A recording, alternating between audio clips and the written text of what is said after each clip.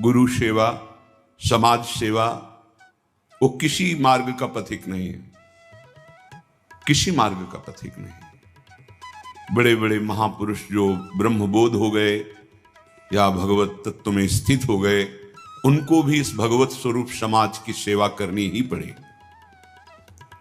शरीर में जब तक हमारे बल है तब तक हमें समाज स्वरूप, भगवत स्वरूप, गुरु स्वरूप, वो एक ही परमात्मा बैठा है, हमें सेवा में तत्पर रहना है। क्योंकि इस शरीर से बहुत जन्मों में अशुभ कर्म हुए हैं, उनका क्षय सेवा से होता है। प्रगट शरीर से जब हम सेवा करते हैं, इसका प्रभाव मन पर पड़ता है। जो हम क्रियाएं करते हैं उनका प्रभाव मन पर पड़ता है। यदि अशुभ क्रियाएं हैं तो मन गंदा संकल्प करने वाला मलिन होता चला जाएगा। शुभ क्रियाएं हैं थोड़ा पवित्र होता जाए। लेकिन आपकी शुभ अशुभ दोनों से परे क्रियाएं भगवत स्वरूप, तो आपका मन भगवत स्वरूप हो जाएगा। तब अंतर्दृष्टि खुलती है, एक एक इंद्रिय परम पावन हो जाती है। ये 7 बातें पूज्य श्री राधा बाबा आदेश कर रहे हैं अंतर्दृष्टि खोलने के लिए। साधक प्राणों की बाजी लगा करके भी तो 4 अनर्थों का अपने आप नाश हो जाता है। आगे वर्णन आएगा। प्रेम ही अंतर्दृष्टि है। प्रेम नेत्र, हरिवंश नेत्र, हिय के नयन निहार, अंतर्दृष्टि, ये एक ही शब्द के बहुत से पर्यायवाची हैं।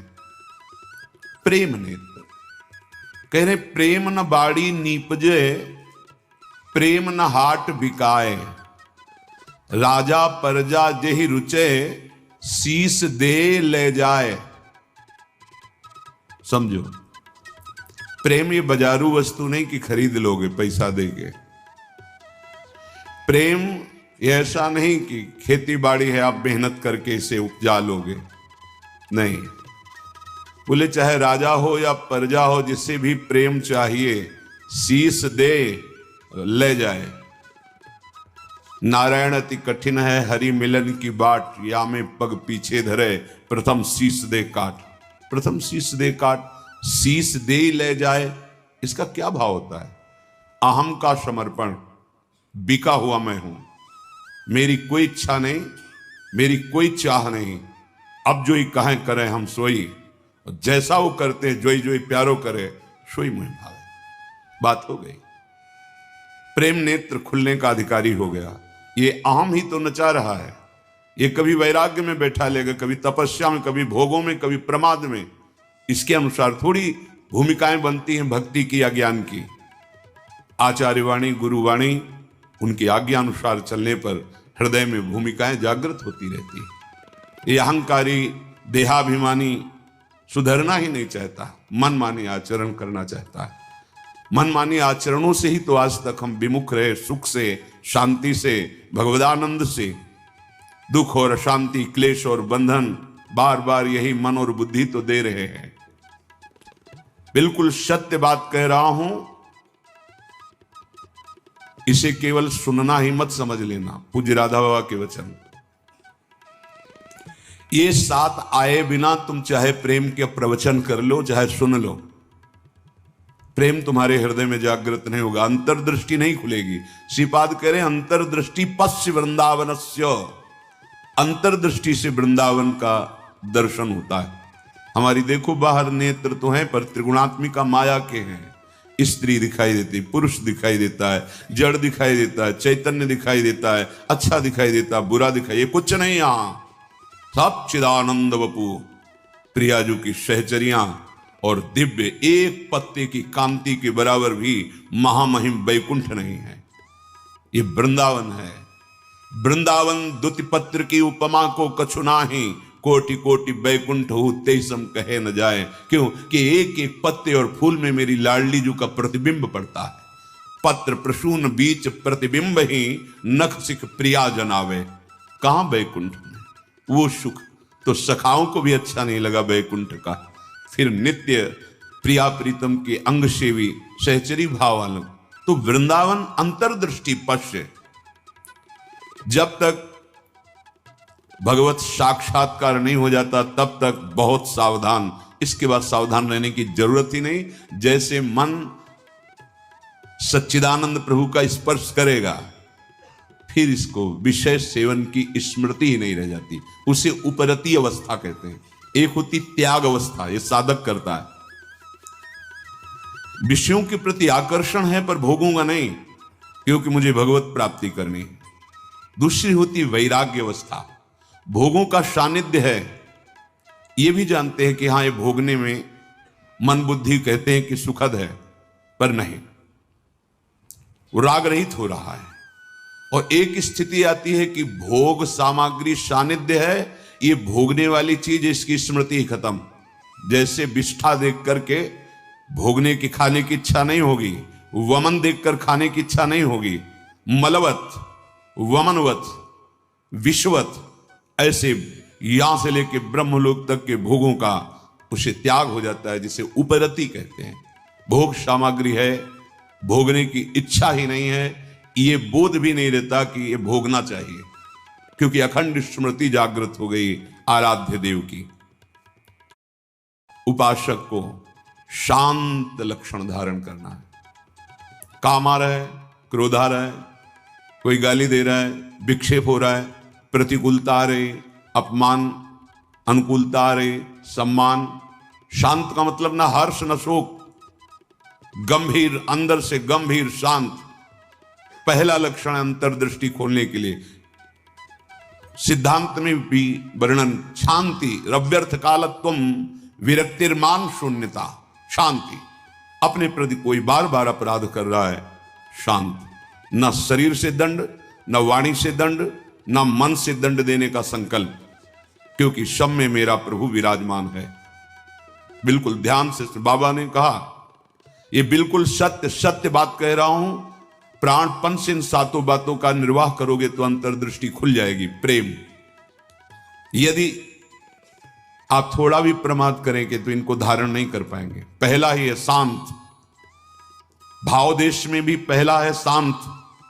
शांत दास्य शक्य वात्सल्य कांता सहचरी, शांत हमारे भगवान का स्वरूप है। शांताकारम, शांत, समझो, वाणी शांत, मन निसंकल्प, कोई चाह नहीं, स्थिति यहां पहुंचनी। शांत का स्वरूप ये, न सोचते न कांक्षते, क्षमा सर्वेषु भूतेषु मद भक्तिम लभते पराम। मेरी भक्ति का परम लाभ, पराभक्ति का स्वरूप ये।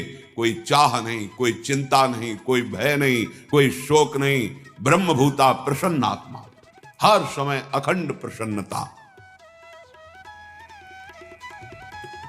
देखो भक्त कैसा शांत होता है। परीक्षित जी महाराज गर्भ से ही भगवान के परम प्रिय भक्त हैं। भगवान ने गर्भ में ही रक्षा की। जब ये उत्तरा जी के गर्भ में थे, अश्वस्थामा ने ब्रह्मास्त्र संधान किया। कितनी बुद्धि बिगड़ गई थी। गर्भस्थ शिशु की हत्या सबसे बड़ा पाप होता है। भ्रूण हत्या, गर्भ हत्या, ये बहुत बड़े पापों में आता है। इतना बड़ा विद्वान क्रोध के वशीभूत होकर ब्रह्मास्त्र का संधान कि पांडवों का वंश ही विनाश कर देंगे। उत्तरा ने किसी अन्य का आश्रय नहीं लिया। जैसे द्रौपदी जी से चूक हुई, पतियों का आश्रय, सभा में बैठे हुए महापुरुषों का आश्रय, भुजाओं का आश्रय, दांत का, उत्तरा ने नहीं। जे ही देखा कि जाजुल्यमान ब्रह्मास्त्र गर्भ नष्ट करने के लिए आ रहा है, हाथ उठाया और तुरंत भगवान का, हे करुणा निधान गोविंद, पूरा शब्द नहीं हुआ, भगवान गर्भ में ही प्रकाशित हो गए, आसपास गर्भ की रक्षा कर रहे हैं। परीक्षित जी गर्भ से ही भगवान के भक्त हैं। अधर्म का धन कोई भी हो बुद्धि भ्रष्ट कर देता है, बहुत इससे बचा जाता है। आप इससे समझिए अधर्म के धर्म का कितना प्रभाव होता है। जबरदस्ती बलात् राजाओं को जीत करके वैभव छीनना, यह स्वभाव था जरासंध का। संतों के मुख से सुना कि जब भीम के द्वारा भगवान ने जरासंध का वध कराया, सहदेव का तिलक किया, पर उसका वो मुकुट जिसमें बहुत से राजाओं की जीती हुई रत्न मणियां, हीरे आदि थे, वो मिला के सबसे 20,000 तो कैद किए था, जैसे पशुओं की बलि देना हो, ऐसे वो बलि देने के लिए 20,000 राजाओं को। वही मुकुट एक दिन परीक्षित जी अपने मस्तक पर धारण किए। धारण करते ही शिकार खेलने का मन, चल पड़े शिकार। इतनी प्यास असह्य हो गई कि ऋषि आश्रम में गए। वो समाधिस्थ थे, अपने स्वरूप में स्थित थे। कोई है आश्रम में, मुझे बहुत प्यास लगी है। वहां तो समस्त इंद्रियां, मन, बुद्धि सब चेष्टा रहित है, भगवत स्वरूप में एकदम डूबे हुए, बाहर से शांत, कोई चेष्टाएं न सुना रही न दिखा रही, कोई इंद्रिय काम नहीं करेगी, क्योंकि सौम्य अवस्था को प्राप्त समाधिस्थ महापुरुष। पता नहीं कैसे ऐसी बुद्धि बदल गई इतने बड़े महाभागवत की, उपेक्षा करके बाहर निकले, देखा एक मरा हुआ सर्प पड़ा था, ऐसे धनुष की नोक से उठाया और ऋषि के गले में डाल दिया। महत अपराध है। साधु का उपहास या इस तरह की चेष्टाएं, उनको इसका भी पता नहीं चला, तो शांत अपने स्वरूप में स्थित हैं। कुछ ब्रह्म ऋषि कुमार देखे कि राजा परीक्षित अंदर गए थे, बाहर गए तो कोई बात थी क्या, वहां गए तो देखा समाधिस्थ थे, उनके गले में मरा हुआ सर्प। तो ऋषि कुमार दौड़ते हुए श्रृंगी ऋषि जहां स्नान कर रहे थे वहां गए और कहा, राजा परीक्षित ने बड़ा उपहास किया आपके पिताश्री का, एक मरा हुआ सर्प गले में डाल दिया। इतनी बड़ी सामर्थ्य कैसे कि समाधिस्थ मेरे पिता का अपमान। तो क्या उन्होंने समझ लिया कि राजाओं के पास ही बल होता है, ब्रह्म ऋषियों के पास बल नहीं होता? नौ किशोर अवस्था है श्रृंगी ऋषि की, उसी जल से आचमन किया और कहा, आज मैं दिखाता हूं कि ब्रह्म ऋषियों का बल क्या होता है। इसने मरा हुआ सर्प मेरे पिता के गले में डालकर एक ब्रह्म ऋषि का अपमान किया। मैं शाप देता हूं, आज के 7वें दिन तक्षक सर्प इसे डसेगा और कोई त्रिभुवन में नहीं बचा पाएगा। ऐसा ही हुआ और दौड़ करके आए और पिता के गले में लग गए। तो धीरे धीरे वृत्ति बाहर आई। क्या हुआ, क्यों रो रहे हो? उनका, ये परीक्षित आए हुए थे और आपके गले में मरा हुआ सर्प डाला, आपका अपमान किया। नहीं नहीं, देखो इसमें क्या अपमान होता है? गलती तो हमसे हुई, राजा भगवान का स्वरूप होता है। वो आए थे आश्रम में, अर्घपाद आदि देते, उनको जल पिलाते, उनकी सेवा करते, वो हमारे संपूर्ण प्रजा का शासन करते हैं, सेवा करते हैं, रक्षा करते हैं। हमसे गलती हो गई, रोना नहीं चाहिए। तब किसी ऋषि कुमार ने कहा, ये रोए ही नहीं है, इन्होंने शाप भी दे दिया है। नहीं नहीं, निरपराध राजा को शाप कैसे दे दिया? क्या शाप? 7 दिन में तक्षक काटे। गजब कर दिया तुमने। अरे हमसे पूछ तो लेते। अब ये ब्रह्म वाक्य हैं, इतने बड़े ब्रह्म ऋषि वो भी नहीं काट सकते। अपने शिष्यों को भेजा जाओ और परीक्षित को सूचना दे दो, कोई उपाय कर लो अपने परम कल्याण का, 7 दिन में तक्षक सर्प आएगा और डसेगा। जो ही जाके वहां परीक्षित ने मुकुट उतार के ये क्या मेरे से, ये क्या हो गया? मुझे दंड मिलना चाहिए, बहुत पश्चाताप करें। ऐसा उपहास कैसे कर दिया, ऐसा अपराध कैसे कर दिया? इतने में आपने जो गले में सर्प डाला, बालक होने के कारण श्रृंगी ऋषि ने आपको शाप दे दिया है। निश्चित आपको 7वें दिन महाभयंकर विषधारी तक्षक आएगा और डसेगा, आपको कोई नहीं बचा सकता। आप उपाय कर लीजिए भगवत प्राप्ति का। बहुत हृदय शीतल हुआ, वर्णन है, एकदम हृदय में शीतलता हुई, प्राश्चित हो गया। तत्काल सर्वस्व का त्याग, सम्राट पद पर जन्मेजय का तिलक और गंगा के किनारे का। 7 दिन तक भगवान सुखदेव जी के द्वारा गाई हुई भगवत चर्चा श्रवण की और बीच में प्रार्थना की थी कि भगवान आप चिंता मत कीजिए, ये भूख और प्यास मुझे अब परास्त नहीं कर सकती। जिस प्यास से पीड़ित होकर के हमने गले में सर्प डाला था, आज उसी श्रीमुख से सुने हुए भगवत वचन विचार करो। इतने बड़ा श्राप सुनने के बाद उनके हृदय में कोई शोक नहीं, शांत हृदय। 7 दिन कुछ खा पी नहीं, शांत हृदय। भक्त का हृदय शांत होता है। उनके गले में सर्प डाला हुआ शांत नहीं हुए, कोई बात नहीं। अगर हम भगवत दर्शन करना चाहते हैं, महासुख में निमग्न होना चाहते हैं, दुख मिटाना चाहते हैं, तो शांत होना स्वभाव में लाएं। अशांत स्वभाव नहीं। अशांत से कुता सुखम। अशांति अगर हृदय में होगी तो बहुत पाप बन जाएंगे, कड़ुआ बोलोगे, गंदे आचरण बन जाएंगे, हिंसा आदि दोष भी उत्पन्न हो सकते हैं। इसलिए पहला अंतर्दृष्टि खोलने के लिए शांत, हमारा भाव भी पहला शांत भाव। ये मार्ग का पथिक भी शांत मार्ग का पथिक है। शांत शब्द को पकड़ो, अशांति अंदर से है दबा लो। नाम जब कर रहे हो ये सब मिट जाएगी। बाहर से तुम्हें पहले शांति लानी, बाहर की क्रियाओं में किसी भी तरह से किसी द्वंद्व में तुम्हें अशांत नहीं होना है। वो तभी हो सकता है जब आप लक्ष्य बना लियो भगवत प्राप्ति, तभी सह सकते हो, कोई बात नहीं। भगवान इसकी बुद्धि में बैठ करके हमारे को सहनशीलता सिखा रहे हैं, इसीलिए निंदा कर रहा है, अपमान कर रहा है, अवहेलना कर रहा है। भगवान के द्वारा प्रेरित है या कोई कर्म हमारा क्षय हो रहा है, शांत। दूसरा है आराध्य देव के भजन के सिवा कोई भी एक क्षण व्यर्थ न जाने पावे। अव्यर्थ कालत्वम, कबहू काल वृथा नहीं जाए। सेवक जी महाराज